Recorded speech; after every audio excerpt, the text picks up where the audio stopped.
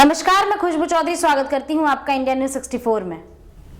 बात कर रहे हैं स्कूलों की। स्कूल एक ऐसी जगह है जिसका दर्जा किसी भी मंदिर, मस्जिद या गुरुद्वारे से ऊंचा माना जाता है और स्कूल में पढ़ाने वाले टीचरों को भगवान से ऊपर का दर्जा दिया जाता है। लेकिन क्या होगा जब ये भगवान हैवान का रूप लेकर हमारे सामने आएंगे? स्कूलों में सभी माँ बाप अपने बच्चों को टीचरों के हाथ में इसलिए सौंपते हैं क्योंकि उन्हें उन पर भगवान से भी ज्यादा भरोसा होता है। लेकिन क्यों ये टीचर हैवान का रूप ले लेते हैं? बात कर रहे हैं अलवर की। जी हाँ, अलवर से एक ऐसा मामला निकलकर सामने आ रहा है जिसको सुनकर आपकी भी रूह कांप जाएगी। अलवर के एक सरकारी स्कूल पर एक प्रिंसिपल समेत 9 टीचरों पर छात्राओं के साथ गैंगरेप का मामला सामने आया है। और इतना ही नहीं, इस मामले में 2 महिला टीचर भी शामिल हैं। बताया जा रहा है कि महिलाओं ने उन बच्चियों का वीडियो बनाया था। स्कूल स्टाफ के खिलाफ 3 मामले दर्ज हुए हैं, जिसमें छेड़खानी, बदसलूकी और रेप के मामले हैं। इस पूरे मामले पर पीड़िता के पिता का बयान भी सामने आया है। उन्होंने कहा कि उनकी बेटी कई दिनों से स्कूल नहीं जा रही थी और जब उन्होंने स्कूल न जाने का कारण पूछा तो वह बुरी तरह से सहम गई और रोने लगी और अपने ऊपर बीती हुई सारी कहानी उन्हें बताई।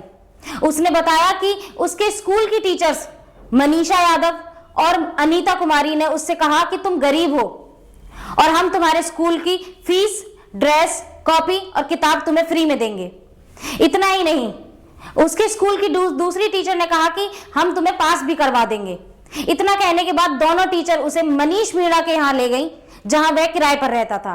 और उनके कमरे में पहले से ही प्रिंसिपल जितेंद्र यादव, टीचर राजकुमार और प्रमोद कुमार पहले से शराब पीकर बैठे हुए थे। शराब के नशे में उन चारों टीचर्स ने उस बच्ची के साथ गैंग रेप किया और वो दोनों टीचर्स उसकी वीडियो बनाती रहीं। 10वीं में पढ़ने वाली एक छात्रा ने इस घिनौने कर्म के खिलाफ आवाज उठाई और उसने बताया कि उसके साथ उसी के स्कूल में पढ़ाने वाले टीचरों ने गैंग रेप किया।